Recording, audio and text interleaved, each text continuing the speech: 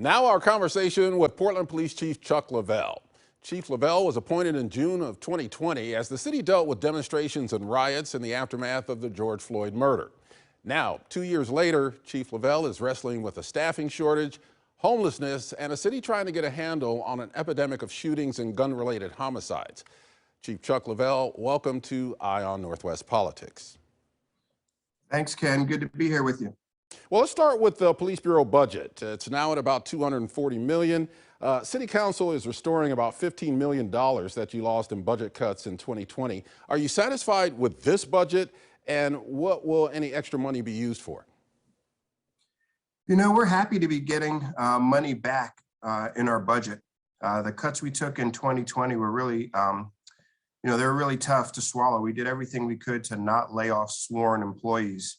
But now, we're really geared towards trying to hire, rebuilding our personnel division, our background investigators. We're able to hire several of them to help people get through the background process and hiring. And we got some money for wellness, which is really, really important to me. I want to make sure the folks who are here working so hard have the opportunity to work in an environment where wellness is important, where they can be happy, healthy, and safe. You've got fewer officers on the street now than we had even a couple of years ago. What are the numbers? As of today, we have 774 sworn officers, and that's all ranks, not police officers. So that's sworn members. And we have about 250 professional staff. And this compares to about 1,000 just a couple of years ago, right? Well, when I started in 2002, we had about 1,000 officers. We had 5 precincts then, and today we're at 774, and we have 3 precincts. So that gives you kind of a historic look over 20 years of our staffing decline. Now, is this a budget issue or a recruiting issue? I think right now everyone's having trouble recruiting. I spent some time at Major City Chiefs a couple weeks ago, and across the country, large agencies, mid-sized, small, they're all having struggles with recruitment and retention. I think for Portland, over the years, we've been a very safe city. And I think people have felt safe in Portland, and maybe to that extent, investing in police resources at that time wasn't really necessarily the priority. And I think if you look at public safety across the city, I think, fire and other agencies, they're all short, including 911, BOIC. And I think now there's a real realization that we need to really invest in public safety for the city.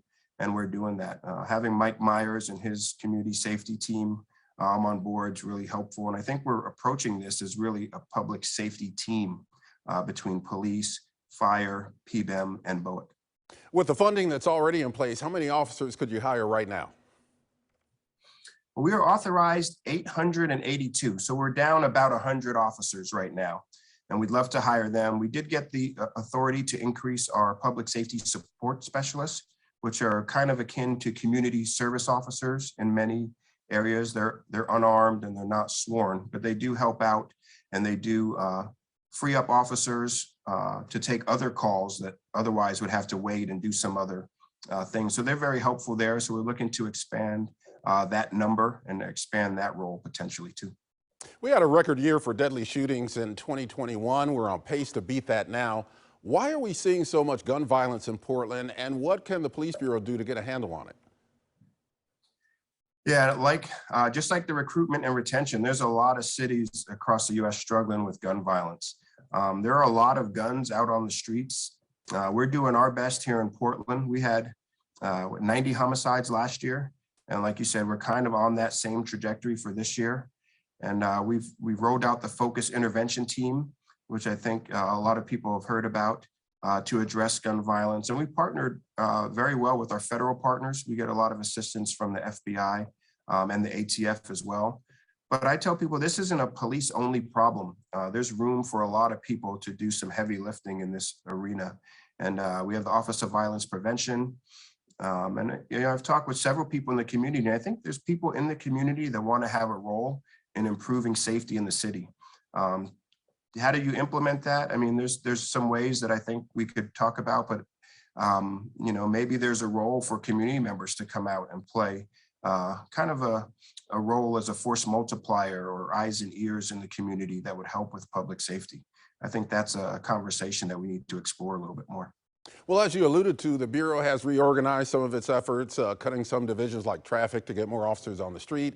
We've also seen the rise of efforts like Portland Street Response, public safety specialists, the 311 program, and the FIT team.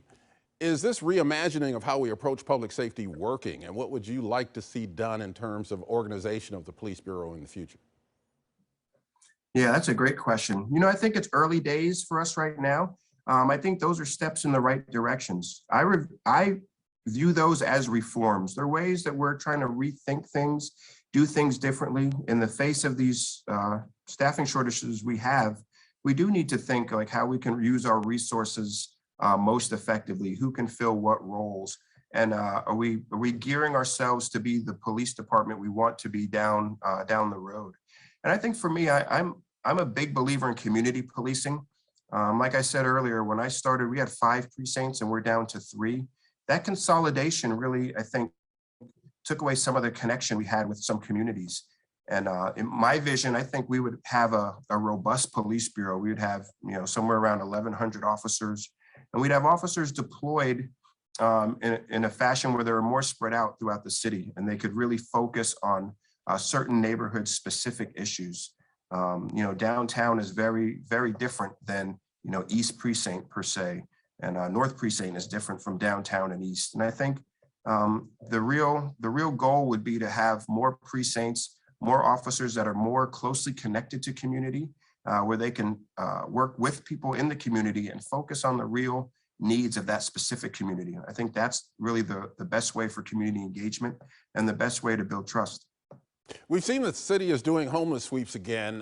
Where are these people going, and are these sweeps effective?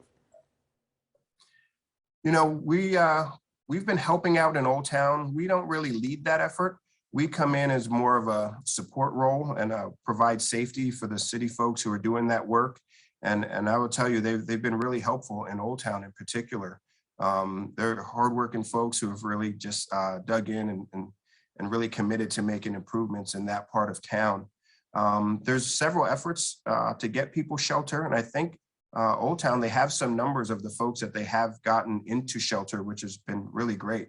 I know our officers have partaken in getting 22 people to shelter in the last 60 days or so, which we're very proud of. But we work very closely with the impact reduction team and others to help support them in that work. And I'm hopeful that, as we continue it, we'll get better at it, and we'll get the opportunity to get more people into supportive housing or shelters or off the street into a more productive environment or situation. And I have to mention in Old Town, we've seen big decreases in drug offenses, trespassing, vandalism. Significant work has been done there. You've got funding to institute a body camera program. When is that being rolled out, and are you in favor of police body cams? I am. I would love to see body cameras on police officers here in Portland. We're in the negotiation stages still. There's some work to be done to figure out what the right policy is, how to roll it out, and some of the process stuff.